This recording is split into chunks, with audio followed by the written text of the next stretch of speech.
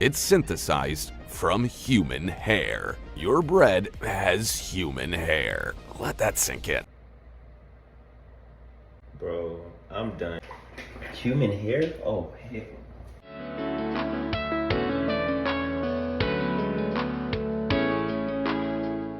This is gonna be the video that I actually wanted to put out the last time.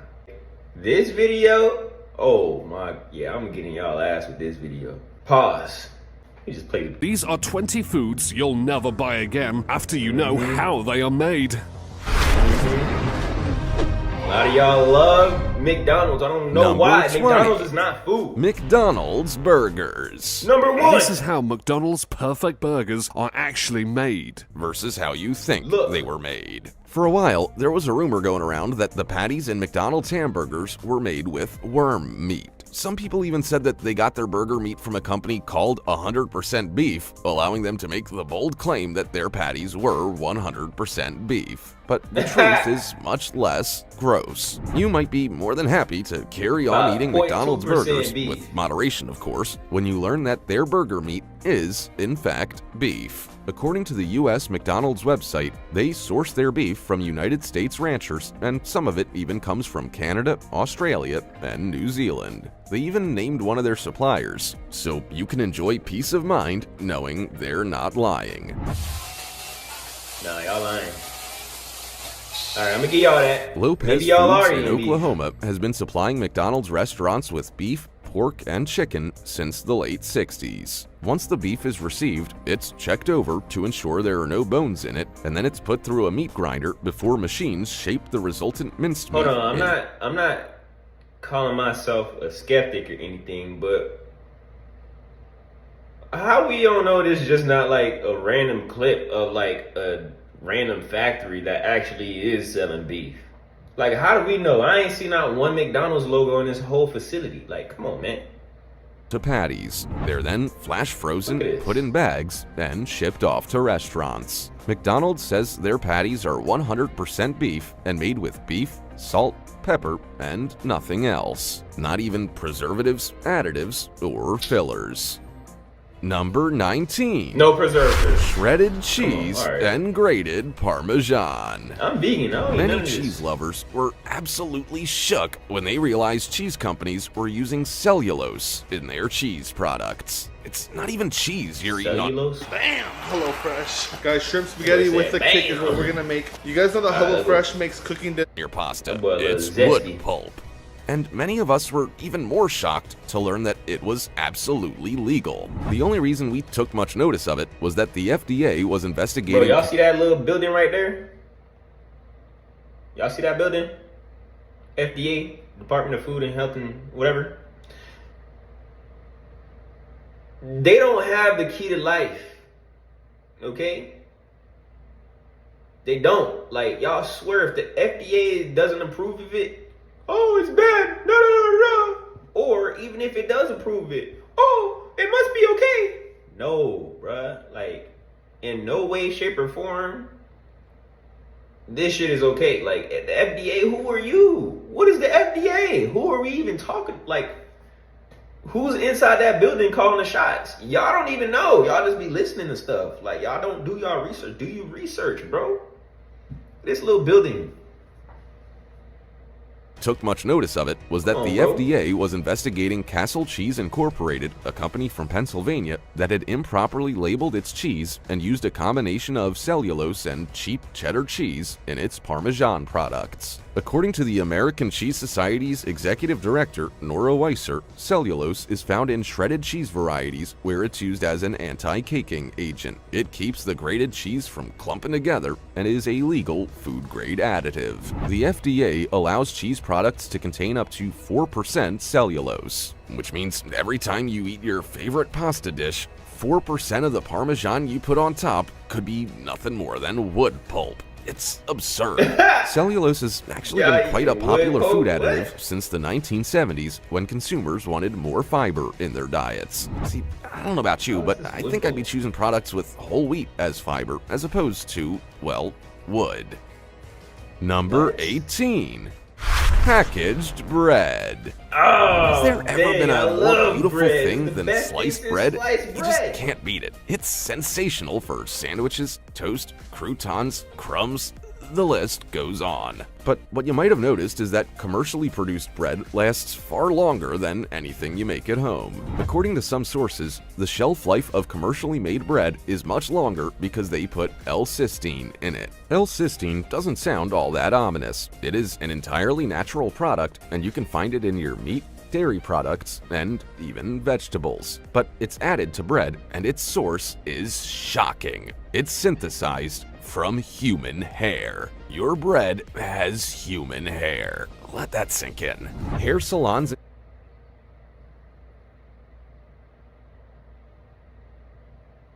Bro, I'm done. I can't. Human hair? Oh, heck. Did they just say bread has human hair? I had toast for breakfast this morning. Like, what? We've been eating human hair. We've been eating this. Y'all nasty. In China are among Not the me, most y'all. common sources of L-cysteine in products. The hair clippings are gathered, dissolved into an acid, and the L-cysteine is What? removed and sold to commercial bakeries. Sometimes it also comes from duck feathers, cow horns, and pig bristles. Many fast food outlets have said they use it, but fortunately, the bread from McDonald's contains fully synthetic L-cysteine, which means they haven't raided hair salons to make their I'm gonna look buns that last up in the longer. package next time. From Number now on, bro? 17. Enhanced chicken and beef.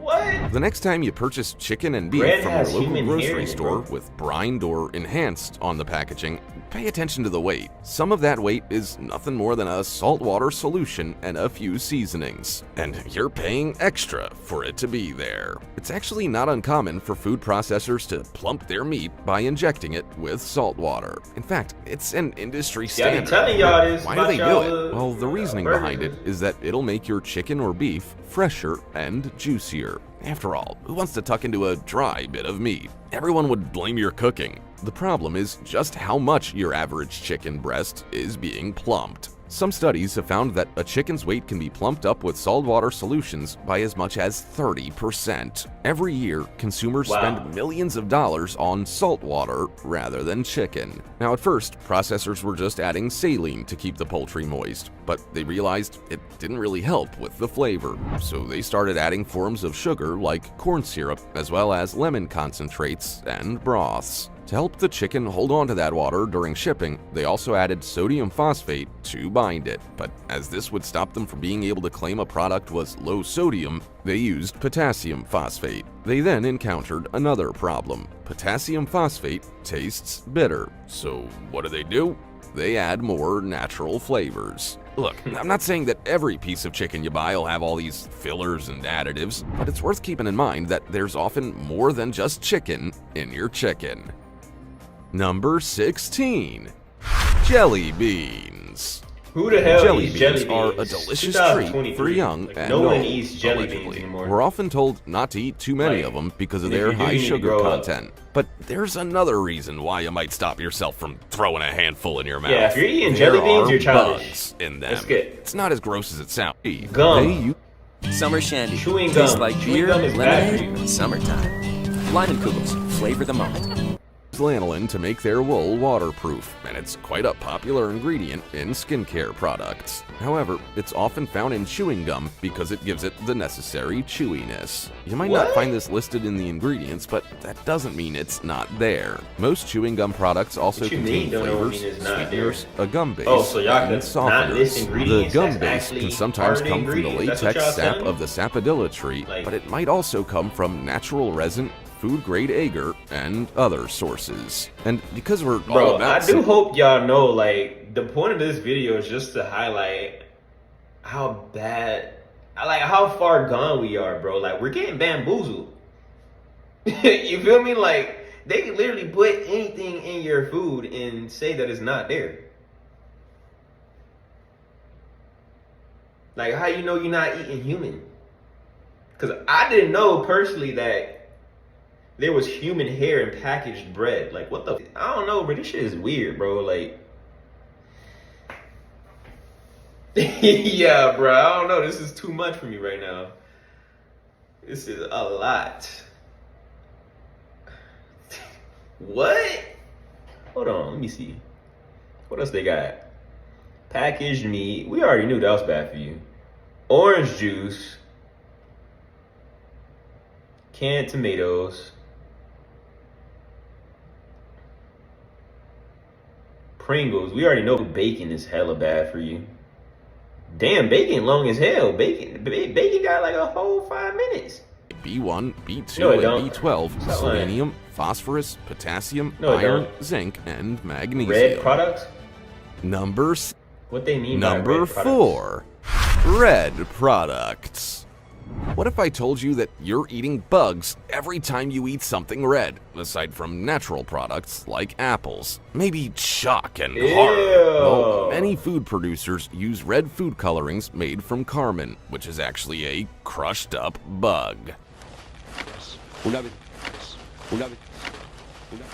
Carmine is made from cochineal insects, which are bugs from Latin America that live on cacti. They're primarily farmed in Peru, and we harvest millions of cochineal insects annually to produce red coloring for our food, such as soft drinks, donuts, yogurt, and ice cream. It's also found in cosmetics like lipstick. anything The reason red, why bro? many people don't know they're eating bugs is that they're not really listed on food packaging. I mean, would you really buy a food product if bugs was on the list of ingredients? Yeah, probably not. Instead, manufacturers listed as Carmine, E120, Crimson Lake, or Natural Red 4. Yeah, those are much nicer names. But nice name or not, you're still eating bugs. Yeah, I Small ain't 0.2 I don't inch have wingless anything female red that I bugs eat. are brushed off prickly pear cacti, dried, and filtered to remove insect parts. They are then added to food to give it its red coloring. But because demand is rising and Peru can only find so many bugs, some companies are opting to use alternative colorings to keep costs low. An excellent vegan alternative is lycopene, which is a tomato-based extract. Why don't y'all just Number 3. use tomatoes? Like, what Blue the fuck you cheese. bugs for, bro? Blue cheese. Blue cheese You is either love it disgusting. or hate Anyway. it. It's Oh moldy, my god, and I the have a best blue story. Bro. Why somebody at work one day warmed up a bowl of blue cheese. It was actually like, you know, one of those like frozen meals, like, you know, you could buy from the store whenever you don't feel like cooking or you just lazy, you know. Frozen meal, right? Tell me how this fool put it in the microwave, nuked it, okay? Y'all remember like back in the day in school and people used to like throw stink bombs in the hallways? Bruh, that's what this was. Like, I swear, if you put blue cheese and you warm it up, first of all, blue cheese is already toxic. That's literal mold. Y'all see that? You see that? That's mold. But they call it blue cheese. No, that's mold. Come on, bro. That's mold. That's moldy cheese. So you're gonna take moldy cheese and put it in a microwave and then eat it in front of everybody and just let everybody just smell that. Like, you're nasty. You're eating mold. Nuclear mold.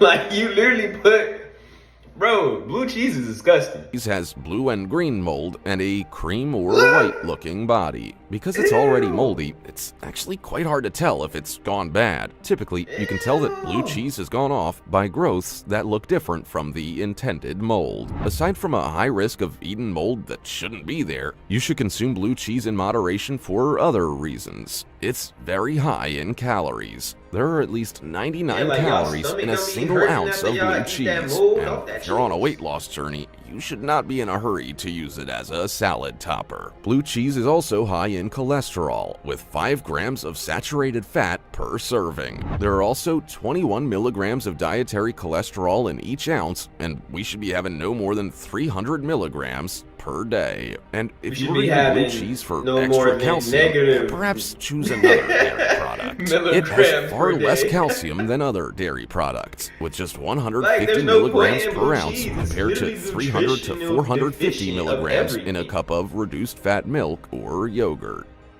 Number 2. Apple juice. Apple Apple juice. What Apples the hell? equals good. Nah, Arsenic man, we gonna equals stop it right there, bad. bro. We're stopping it right there. Apple juice is good for you. I'm not gonna let this video tell y'all that apple juice is bad. Come on, man. Like, babies drink apple juice every day. Come on, bro. But anyway, yeah. This is what I wanted to show y'all. That last vegan video, or actually I got like a couple vegan videos. Never mind. But you know what? Now I'm gonna start doing one video a week that is gonna encourage you guys to go vegan or at least eat healthier. Cause I'm tired of this. I'm tired of y'all asking me what to eat, how to eat, and what this tastes like. Feel me? I don't know. You're gonna have to try it yourself. I don't have your taste buds. I'm not you. So yeah, you're just gonna have to try it yourself. Please like and subscribe. Watch Byron Watch, bro.